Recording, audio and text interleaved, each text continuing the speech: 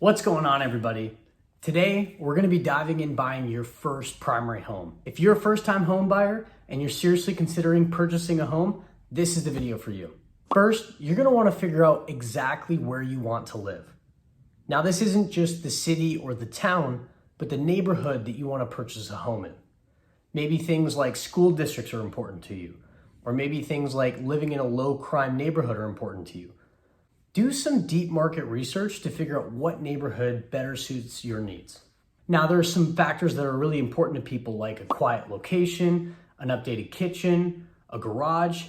Write out a list of everything that's important to you when you're buying your first home. Now, this is your first primary home, so it's unlikely that you're going to get your entire wish list. So you're going to want to prioritize what's most important to you so that you can bring that to your buyer's agent when you're looking to purchase a home. Next, you're going to want to figure out a realistic budget for you when you're looking at different homes. For most people, a good rule of thumb is the 28% rule, meaning that you don't want a mortgage to be more than 28% of your gross monthly income. So if your household makes $10,000 per month, you don't want to exceed a mortgage payment of $2,800. Third, you're going to want to do a rent versus own calculation. Now, it's not always advantageous to purchase a home, and there's a lot of tools online that can help you determine whether renting or purchasing is better in your favor. In this example, we're going to walk through a rent versus buy calculator on the New York Times. So if we look at this, you first want to figure out what really is your ballpark home price range. So let's say you're looking in, Los Angeles, California, and your budget's about $500,000. So you look here and you say, how long do I anticipate staying? And maybe you're only planning to stay for 4 years because of some sort of job that you have. So we go then to the finer details. You figure out what your mortgage rate is. Right now it's going anywhere from 5.5 to 6.5%. You're going to put 20% down on that payment. You're looking for a 30-year loan. And then these, I would keep them pretty standard. So don't put a big growth rate. Don't put a big rent growth rate or investment return rate. Just keep those pretty standard for this calculator. You can adjust what the property tax is, the marginal tax rate, all these different details, but it gives you a generalized number that you want to determine whether or not it's better to rent or to buy. So for this calculation, we're looking at about a $22.38 per month. So what this means is if you can rent below that $22.38 per month, it's more likely advantageous for you to rent a property versus buy. Now, as you can see, the longer you plan to stay somewhere, as we slide the slider, the number goes down. Reason being is the longer you stay somewhere, the more advantageous it is for you in the long run, especially with the equity that you build with the property and the amount that you'll save over time.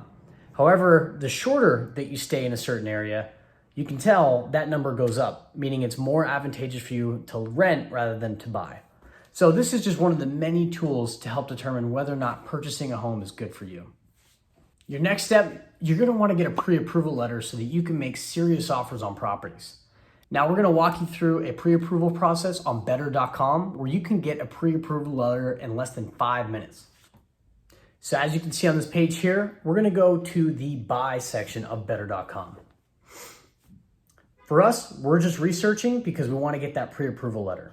We select get pre-approval. You're planning to purchase within 0 to 3 months.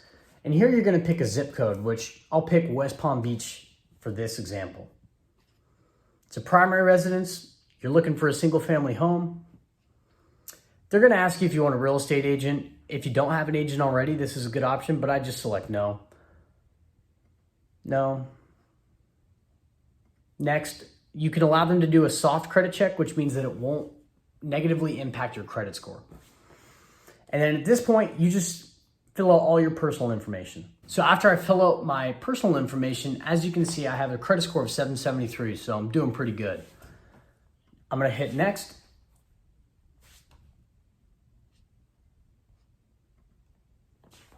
And it's gonna move to the next page. Talk about salary. I'm gonna say I make $100,000. Someone else gonna be responsible with you for this section. You can say if you're gonna have a partner or a co-owner of the property. Once I go to the next page, it'll ask about other properties that I own. In this case, if you can enter it if you need to, but I'm just gonna skip it for now. Have you held an ownership interest? No. You can see your checking and savings accounts, how much money that you have. And again, we're making about a 20% down payment, so that's another $100,000.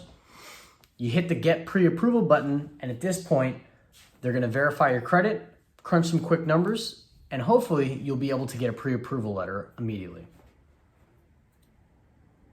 As you can tell, it's thinking, and boom, we're pre-approved. Now at this point, you can go to your pre-approval letter, you can download it, and so in this case, I'm pre-approved up to $623,000. That's awesome. I can now take this and make serious competitive offers when I'm looking for my first home. Fifth, you're gonna wanna get a really good buyer's agent to help you with this process. If you're a first-time home buyer, it's so crucial to find a good buyer's agent. Shop around, meet a few of them, and meet them in person to get a feel for which buyer's agent is gonna best represent you throughout this home buying process. They're gonna be intimately familiar with you, and they are your advocate, and they work for you.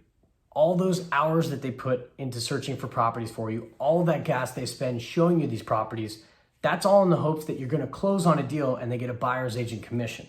So they work for you, and make sure you leverage all of their knowledge and their expertise when you're buying your first home.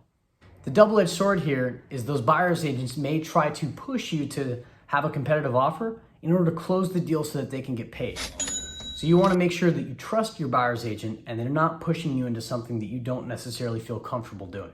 Sixth, you found a good home buyer's agent, you have a pre-approval letter, you know the neighborhood or the area that you wanna buy a house. Now let the shopping begin. For some people, this is such a stressful process, but I find it quite fun. You can go on Zillow or Redfin and you can look at specific areas on which properties better suit your needs.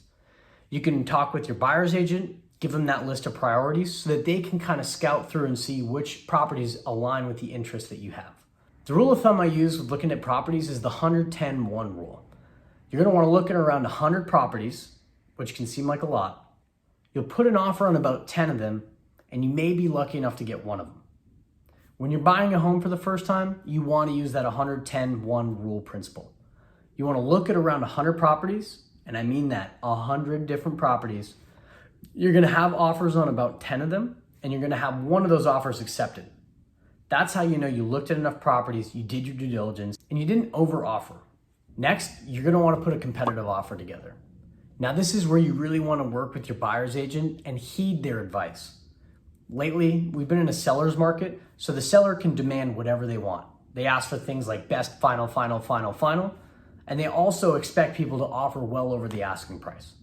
However, market dynamics will change, so work with your buyer's agent to determine what a competitive offer is. Now, something I highly recommend with these offers is to have both a financial contingency and an inspection contingency. For your financial contingency, this basically states that if for whatever reason you cannot get funding, you can back out of the deal altogether and get your earnest money deposit back. For an inspection contingency, this allows you a 14-day window to inspect the property, normally an inspector that is organized through the buyer's agent, and that you can back out within a 3-day period of getting those results if something is too alarming for you. Or you can get back to the negotiation table and maybe bring down that price that you're offering because of the things that you found in the inspection report. In closing, we're gonna go through all the 7 steps to buy your first primary home. First, you're gonna wanna determine where you wanna live. Not just the city or town, but the specific neighborhood that meets you and your family's needs. Second, you're gonna wanna find a realistic budget for that mortgage payment. 28% of your gross monthly income for the household is typically a good rule of thumb to use on this one. Third, you're gonna wanna do a serious rent versus buy calculation to determine whether or not it's more advantageous for you to buy a property or for you to rent a property. Fourth, you're gonna wanna get a pre-approval letter. See the link down below for better.com and get a pre-approval letter in less than 5 minutes. Next, you're gonna wanna find a good buyer's agent. Shop around, get a feel for them, and pick somebody that you are comfortable being intimately familiar with throughout your home buying process. Sixth, you shop. Look throughout Zillow, Redfin, leverage your buyer's agent to show you different properties, and think of the 110-1 rule.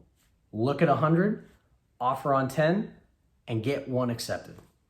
Seventh, you're gonna wanna construct a competitive offer. Make sure you put things like financial contingencies and inspection contingencies to cover you, especially if this is your first time purchasing a property. If you like this video, like and subscribe. Leave a comment below to give me feedback to better suit your needs. And if you enjoyed this topic, stay tuned because we're going to be discussing how to get the best mortgage rate on the next video. Thanks, and I'll see you around.